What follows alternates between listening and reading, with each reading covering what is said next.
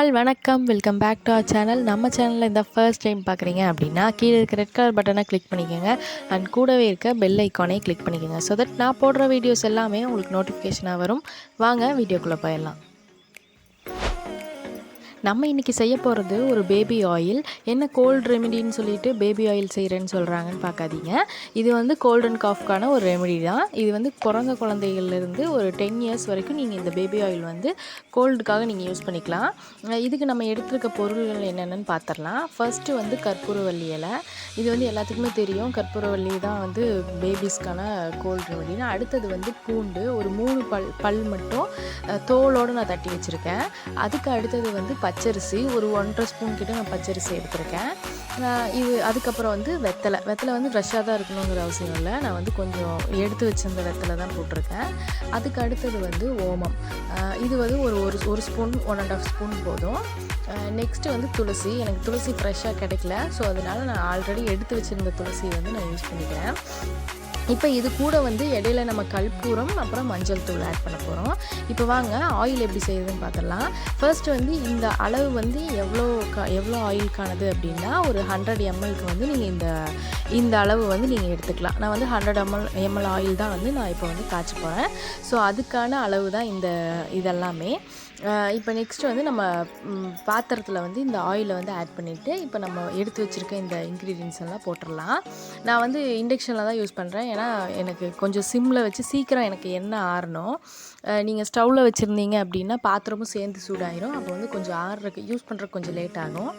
அதனால் நான் இண்டக்ஷனில் எடுத்துக்கிறேன். நீங்கள் ஸ்டவ்லேயும் செய்யறதுனா செய்யலாம், சிம்மில் வச்சு நீங்கள் காய்ச்சணும்.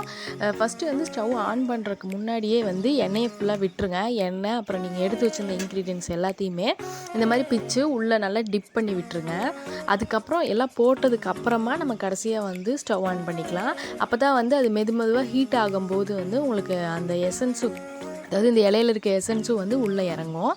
ஸோ இப்போ நான் எல்லாத்தையும் உள்ளே போட்டு நல்லா டிப் பண்ணி விட்டுட்டு அதுக்கப்புறம் வந்து ஸ்டவ் ஆன் பண்ண போகிறேன். நான் வந்து ஒரு 100 இதில் மட்டும்தான் வைக்க போகிறேன், 100ல் தான் வைக்க போகிறேன். நல்லா சிம்மில் வச்சு மெதுவாக அது காய்ச்ச வைங்க. அப்போ தான் வந்து கொஞ்சம் கொஞ்சமாக அந்த எசன்ஸ் வந்து இறங்கும். நீங்கள் டக்குன்னு ஃபுல் ஸ்பீடில் வச்சிங்க அப்படின்னா அது நல்லா கருகின மாதிரி ஆயிரும். அந்தளவுக்கு அது எஃபெக்டிவாக இருக்காது. இது கொஞ்சம் நம்ம சூடு ஆனதுக்கப்புறமா கொஞ்சம் அந்த கொதிக்கிற லெவலில் வரும்போது வந்து நம்ம மஞ்சள் தூள் ஆட் பண்ணிக்கலாம். இப்போ வந்து ஆயில் கொஞ்சம் சூடானதுக்கப்புறமா நான் மஞ்சள் தூள் வந்து கொஞ்சமாக மிக்ஸ் பண்ணிக்கிறேன். மஞ்சள் தூள் ஆட் பண்ணுறங்காட்டிக்கு உங்களுக்கு ஹேர் க்ரோத்தில் ஏதாச்சும் ப்ராப்ளம் வருமானலாம் நினைக்க வேண்டாம். இதெல்லாம் எந்த ப்ராப்ளமும் வராது. நான் வந்து ஒரு 4 இயர்ஸாகவே வந்து இந்த ஆயில் தான் யூஸ் பண்ணுறேன். நானா எனக்கு இல்லை, என் பையனுக்கு. ஸோ வந்து இது வந்து உங்களுக்கு ஹேர் க்ரோத்தெல்லாம் எந்த பாதிப்பும் வராது.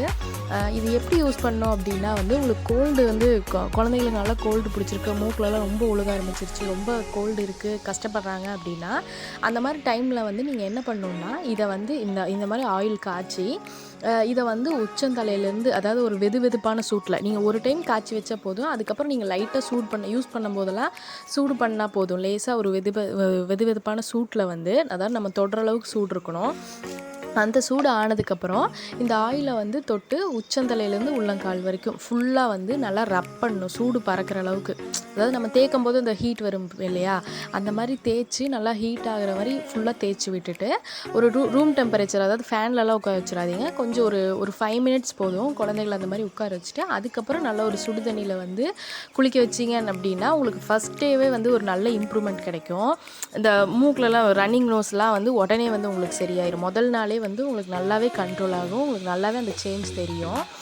அதே மாதிரி இந்த பச்சரிசி ஆட் பண்ணுறோம் இல்லையா, இது வந்து நீங்கள் வந்து பிறந்த குழந்தை அப்படின்னா வந்து இந்த பச்சரிசி இதை வந்து ஸ்கிப் பண்ணிக்கலாம். பச்சரிசி பூண்டை மட்டும் 2 மட்டும் ஸ்கிப் பண்ணிவிட்டு மற்றதை வந்து நீங்கள் யூஸ் பண்ணிக்கலாம். ஒரு வயசுக்கு மேலே இருக்க குழந்தை அப்படின்னா நீங்கள் பச்சரிசி இந்த மாதிரி பூண்டு இதெல்லாம் ஆட் பண்ணி யூஸ் பண்ணலாம்.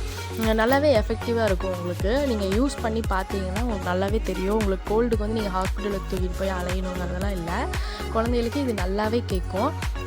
விக்ஸ் மாதிரி தான் ஃபுல்லாகவே. நீங்கள் விக்ஸ் யூஸ் பண்ணாமே இது வந்து குளிக்க வச்ச உடனே உங்களுக்கு நல்லாவே ஒரு ரிசல்ட் தெரியும். கொஞ்சம் சூடான தண்ணியில் கொஞ்சம் நல்லா சுருக்குன்னு குளிக்க வச்சிங்க அப்படின்னாவே நல்லா வந்து அந்த இதெல்லாம் வந்து சளியெல்லாம் கொஞ்சம் கண்ட்ரோல் ஆகிடும். இது வந்து கோல்டு இருந்தால் தான் யூஸ் பண்ணணும்னு கிடையாது. சின்ன குழந்தைகளுக்குலாம் இந்த உச்சி காயக்கூடாதுன்னு சொல்லுவாங்க. தலைக்கு வைக்கிற நார்மல் எண்ணெயாகவும் நீங்கள் யூஸ் பண்ணிக்கலாம். கோல்டு டைம் வந்து நீங்கள் அந்த சூடாக வந்து ரப் பண்ணி உடம்பு ஃபுல்லாக ரப் பண்ணி அந்த மாதிரி குளிக்க வைக்கலாம். டெய்லியும் யூஸ் பண்ணிவிட்டு கோல்டு டைம் இந்த மாதிரி எக்ஸ்ட்ரா ஆட் பண்ணுறதுனாலும் பண்ணிக்கலாம். நான் வந்து எப்பவும் அப்படி தான் பண்ணுவேன். டெய்லியுமே வந்து எனக்கு தலைக்கு எண்ணெய் வச்சு விட்றது வந்து இந்த எண்ணெய் தான் நான் வச்சு விடுவேன். அதனால வந்து எனக்கு ஹேர் க்ரோத்லாம் எந்த பாதிப்பும் வரதில்லை. நீங்களும் ட்ரை பண்ணி பாருங்கள். இது நல்லா இருந்துச்சுன்னா எனக்கு கமெண்ட்டில் சொல்லுங்கள். இந்த மாதிரி உடம்பு ஃபுல்லாக ரப் பண்ணி விட்டுட்டு நீங்கள் நல்லா சூடான தண்ணியில் குளிக்க வச்சிங்கன்னா போதும், உங்களுக்கு கோல்டு நல்லா கண்ட்ரோல் ஆகும். இந்த வீடியோ உங்களுக்கு பிடிச்சிருந்துச்சு அப்படின்னா லைக் பண்ணுங்கள், நம்ம சேனலை சப்ஸ்கிரைப் பண்ணுங்கள். இதே மாதிரி ஒரு யூஸ்ஃபுல்லான வீடியோவோட நெக்ஸ்ட் டைம் மீட் பண்ணலாம். தேங்க்ஸ் ஃபார் வாட்சிங்.